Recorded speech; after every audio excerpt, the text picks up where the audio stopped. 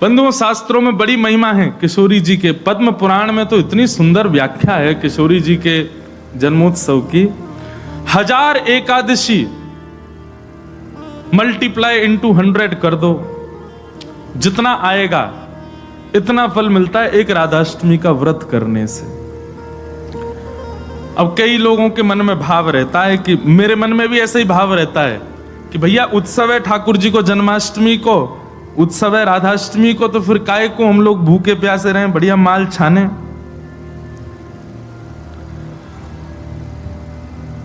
तो भाव तो रहता है, पर शास्त्रों में व्रत करने का नियम मूलतः इस भाव से होता है कि भाई जब हम अन्न का सेवन नहीं करते हैं तो अन्न सेवन ना करने से आलस्य जाता है। अन्न सेवन ना करने से मस्तिष्क में, मन में नकारात्मक ऊर्जाएं नष्ट हो जाती हैं। फलाहार रहते हैं तो निश्चित ही है ऊर्जावंत होते हैं, तो ऊर्जावंत होंगे तो और बढ़िया उत्सव मनाएंगे। लेकिन बिल्कुल ही आहार ग्रहण नहीं करोगे तब तो फिर मतलब व्रत इसलिए करना है कि उत्सव में आपसे आपकी ऊर्जा पूरी लगे, आलस्य ना आवे, नकारात्मक भाव ना आवे, मन में कोई दुर्भाव ना आवे, इसलिए अन्न का त्याग किया जाता। बाकी तो उत्सव में तो खूब पाओ धुआंधार, लेकिन व्रत करने से आपके उत्सव में बेहोशी आ रही है महाराज और बिना भोजन किए कुछ तो फिर उत्सव को भंग करने वाली बात हो जाएगी। उत्सव को भंग नहीं, उत्सव को सुंदर बनाने के लिए व्रत करना है। तो राधाष्टमी उत्सव पर इस बार व्रत निश्चित करो, हर बार ही करो। वैसे तो शास्त्रों में दशावतारों में 4 अवतारों के व्रत करने की आज्ञा दी है, रामनवमी और नृसिंह चतुर्दशी, कृष्ण जन्माष्टमी और वामन द्वादशी। लेकिन जब हम रामकृष्ण उपासक हैं तो हमारे भाव में रामकृष्ण दो एक हैं, ये दोनों भी एक हैं और फिर इनकी आह्लादनी शक्तियां भी एक हैं। राधा कृष्ण स्वरूपाम वै कृष्ण राधा स्वरूपिणो कलात्मानम निकुंजस्थम गुरु रूपम सदा भजे। जब किशोरी जी ब्रजमंडल में ठीक ठाकुर जी का ही स्वरूप हैं तो फिर उनके लिए भी ये व्रत की क्रिया करनी है। पद्म पुराण में ब्रह्मा जी ने इसका बहुत सुंदर वर्णन किया है कि भैया व्रत निश्चित करना चाहिए, इतना फल मिलता है, इतना फल मिलता है। लेकिन जब भी फल कोई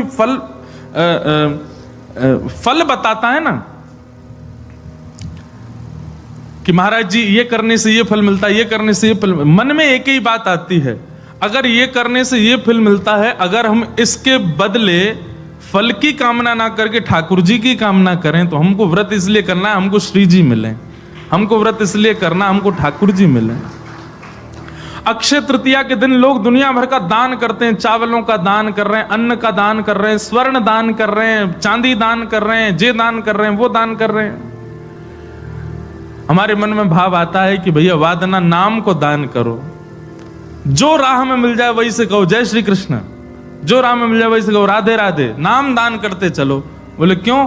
बोले अक्षय तृतीया को कछु दान करो तो अक्षय है जाए, तो हम नाम दान करें, हम ठाकुर जी को भजन दान करें, अरे भक्ति दान करें, अपनी भक्ति अक्षय हो जाए, नाम अक्षय हो जाए, प्रेम अक्षय हो जाए, ऐसी अक्षय तृतीया मनाओ, इससे ये फल मिलता है। उस फल को गौड़ करके उस फल के स्थान पर किशोरी जी को विराजमान कर दो। हे किशोरी जी, हम राधाष्टमी को व्रत या मारे करेंगे कि हमको आपकी प्रेम लक्षणा भक्ति प्राप्त हो, आपको प्रेम प्राप्त हो, इसलिए हमको व्रत करना है। तो राधाष्टमी ठाकुर जी का जन्मोत्सव मनाया जाता रात्रि 12 बजे, पर किशोरी जी जो हैं ये उदिया भाव से प्रकट हुई। मतलब सूर्य उदय, जैसे ही सूर्य की प्रथम किरण पड़ी है पृथ्वी पर, बस हल्के हल्के सूर्य उदय हुआ, तभी किशोरी जी का प्रादुर्भाव हुआ। तो एक प्रकार से नेक्स्ट सुन लो, ताली बाद में बजा ली। सुबह 4:30 बजे, 4 साढ़े 4 बजे आप सबको, अगर घर में किशोरी जी विराज रही हैं स्वच्छंद भाव से, तो किशोरी जी को अभिषेक करना। वैसे हम तो दोनों उनको ही कर दें, जन्माष्टमी पे भी युगल सरकार घर के ठाकुर जी जो हैं युगल राधा कृष्ण उनको करें, और राधाष्टमी पर भी दोनों उनको ही करें। अगर घर में केवल लड्डू गोपाल विराज रहे हैं, केवल ठाकुर जी, मुरली मनोहर लाल जी विराज रहे हैं, त्रिभंग लली ठाकुर जी, तो भी उनको अभिषेक करो। उन्हीं को ही श्री जी स्वरूपा मान करके उनको अभिषेक करो। वैसे तो नियम ऐसा है कि जन्माष्टमी और राधाष्टमी को रात्रि भर जागरण करो, रात भर उत्सव करो, रात भर नाचो गाओ आनंद करो, किशोरी जी को प्रादुर्भाव होगो। और किशोरी जी वास्तव में सेनावस्था में हो, कमल के पुष्प ले आओ और सुंदर सुंदर कमल के पुष्पन के बीच में किशोरी जी के श्री विग्रह को विराजमान रखो, वही में ही पौढ़ाओ। क्योंकि ऐसा भाव शास्त्र में है कि कमल के मध्य से ही किशोरी जी प्रकट भई। तो कमल मध्य में किशोरी जी को विराजमान करो। घर पे ठाकुर जी हैं तो ठाकुर जी को विराजमान रखो। और प्रातः काल 4 बजे है तो महाराज शंखनाद करो, बधाई गायन करो, सुंदर घंटे घड़ियाल नगाड़े आदि बजाओ। वाक्य बाद में दीप प्रज्वलन करके किशोरी जी को प्रादुर्भाव करो। फिर वाक्य बाद पंचामृत अभिषेक करो। पंचामृत अभिषेक करवे के बाद में सुंदर किशोरी जी को श्रृंगार करो। श्रृंगार करवे के बाद भोग धराओ। भोग धरा करके फिर किशोरी जी की आरती करो। आरती करने के पश्चात फिर खूब नाचो, इतने नाचो इतने हम तो अभी जयपुर में एक बात कह के आए, उत्सव तब तक मत मानो कि नाचते नाचते उत्सव करते करते डॉक्टर के पास नहीं जाना पड़ जाए। अगर आपको दवाई नहीं लेनी पड़ी तो समझो उत्सव मनाया ही नहीं आपने। शादी ब्याह होता है घर में तो लड़की का जो भाई होता है या लड़की के पिताजी, लड़की के मामा, लड़की पक्ष के, लड़का वाले तो ऊधम करें, लड़की वाले इनकी कमर कसे, उनके जेब में 2-4 दवाई पड़ी रहती है, सिर दर्द की, पेट दर्द की। क्यों, हमारी तो बड़ी 3 बहनें तो उनको पता है, वो एक दवाई रखी रहेगी। क्यों, सिर दर्द हो रहा है, सो नहीं पा रहे हैं।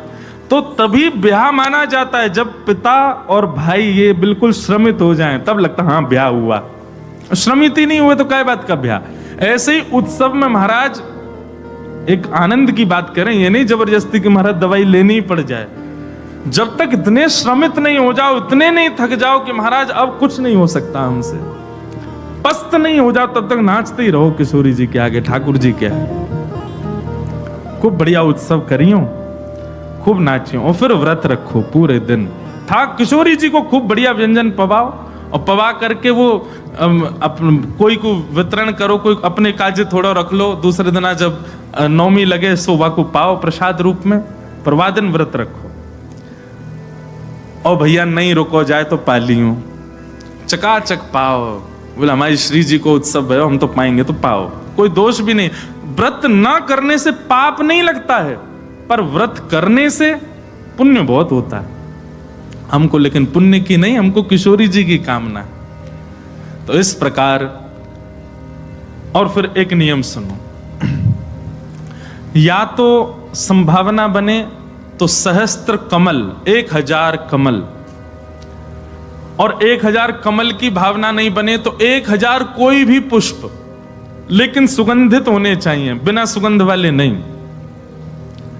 मोगरा के हो जाएं, हार श्रृंगार के हो जाएं, गुलाब के हो जाएं, और यदि व्यवस्था बन जाए तो कमल 1000 हो जाएं।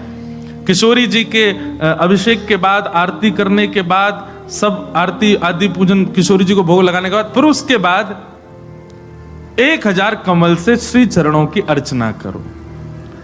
अब अर्चना में तो कई लोग ऐसा भाव रखेंगे कि राधा सहस्त्र नाम गाओ, राधा सहस्त्र नाम से 1000 कमल चढ़ाओ, पर हमारी भावना ऐसी, गोपाल सहस्त्र नाम से चढ़ाओ। गोपाल जी के नाम से एक एक कमल ठाकुर जी, क्योंकि भैया धन धन राधिका के चरण,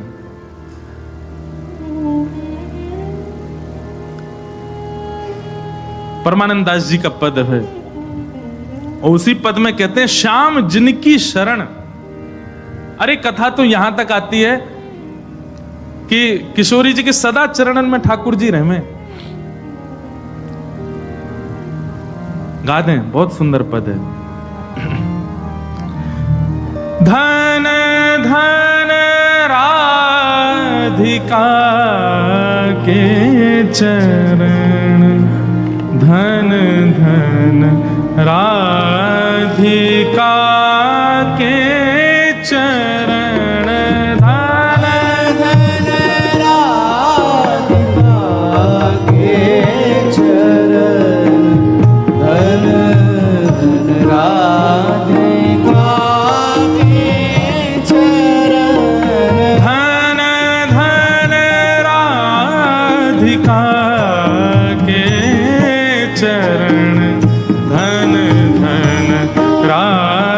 राधिका के चरण, सब लोग गाओ।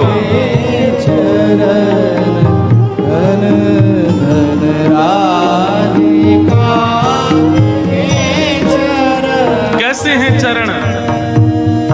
परम शीतल अति कोमल, परम शीतल अति कोमल, परम शीतल अति कोमल, वरण धन धन कमल के सेवर, धन धन कमल के सेवर, धन धन कमल के सेवर, धन धन राधिका के चरण, धन धन राधिका के चरण, धन धन राधिका के चरण।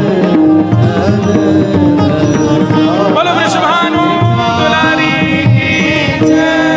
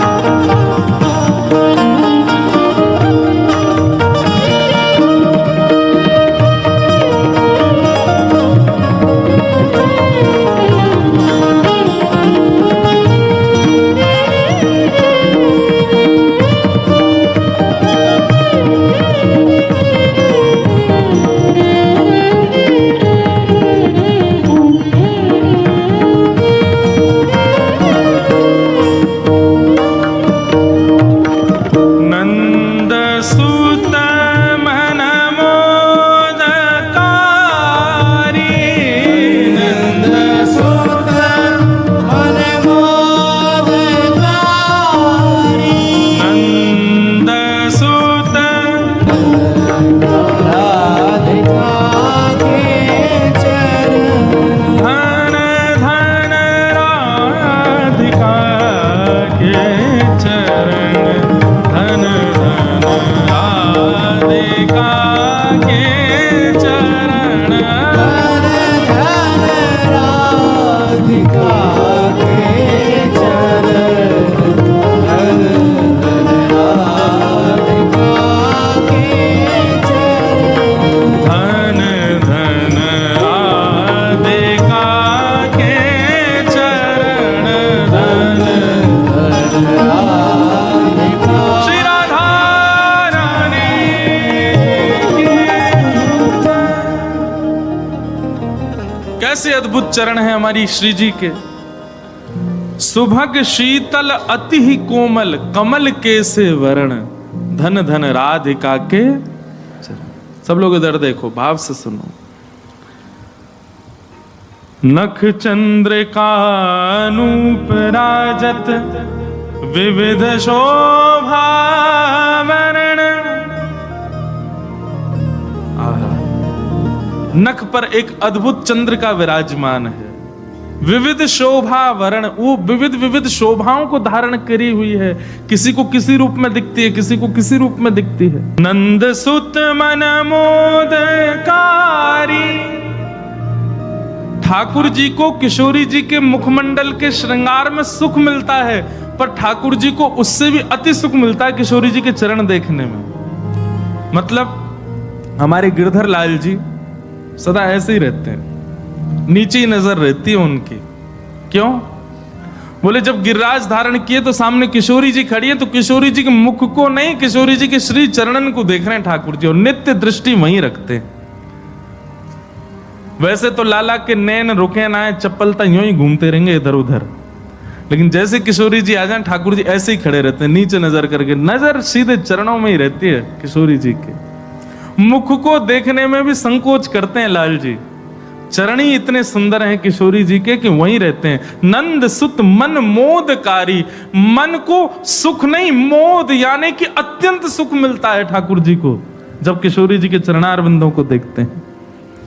दास परमानंद छिन छिन श्याम जिनके शरण, धन धन राधिका के चरण, धन धन राधिका के चरण। तो किशोरी जी का अभिषेक करने के बाद, भोग लगाने के बाद, आरती करने के बाद सहस्त्र कमलों से गोपाल सहस्त्र नाम पाठ करके किशोरी जी को चढ़ाओ। और वैसे तो देखो भाव बहुत सारे हैं, पर मेरा भाव तो यह है कि ठाकुर जी के नाम से किशोरी जी के श्री चरणन में पुष्प अर्पित करो। पर यदि राधा सहस्त्र नाम से भी करोगे तो कोई दोष नहीं, बल्कि किशोरी जी तो सब सखियों से कहती रहती हैं, बोले कि हमारे बीच में रहो तो राधा राधा नाम उच्चारण करते रहा करो। तो ललिता जी ने एक बार पूछी, बोले हे श्यामाजू, आपके निकुंज में बैठ करके राधा राधा क्यों बोले? आपको इतना प्रिय अपनो ही नाम? बोले मुंह को प्रिय ना है, तो बोले मेरे चित्त में श्याम सुंदर बैठे उनको प्रिय है। तो राधा राधा आप उच्चारण करेंगे तब मेरे चित्त में विराजमान ठाकुर जी सुनेंगे तो उनको सुख मिलेगा, उनके सुख के लिए मेरो नाम गाओ। तो यदि राधा सहस्त्र नाम से भी अर्चना करो तो भी ठाकुर जी प्रसन्न होंगे, और गोपाल सहस्त्र नाम से करो तो श्री जी प्रसन्न होंगे। तो दोनों भाव से आपको जो बढ़िया लगे। और कई भगत तो ऐसे भी यहाँ बैठे हैं, वो तो 2000 कमल लाएंगे, पहले राधा सहस्त्र नाम फिर गोपाल सहस्त्र नाम, दोनों उनको प्रसन्न कर देंगे।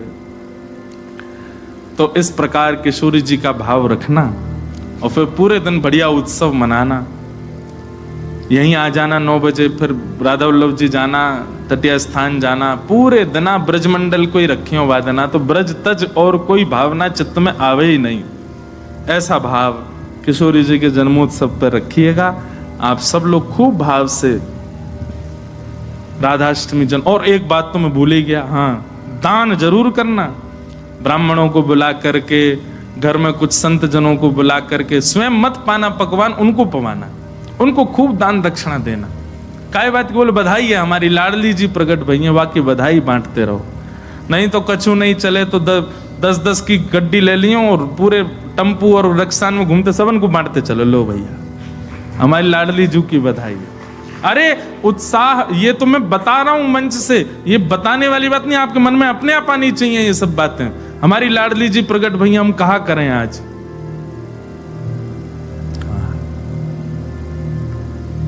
सब मत हैं हमारे शास्त्रों में कि भैया ठाकुर जी से 1 वर्ष बड़ी हैं लाडली जी। कई भाव ऐसे बताए जाएं कि 1 साल बड़ी हैं, और कई भाव ऐसे बताए जाएं 15 दिन छोटी हैं। पर अधिकतर ब्रजवासी 15 दिन छोटी वारो भाव ही माने।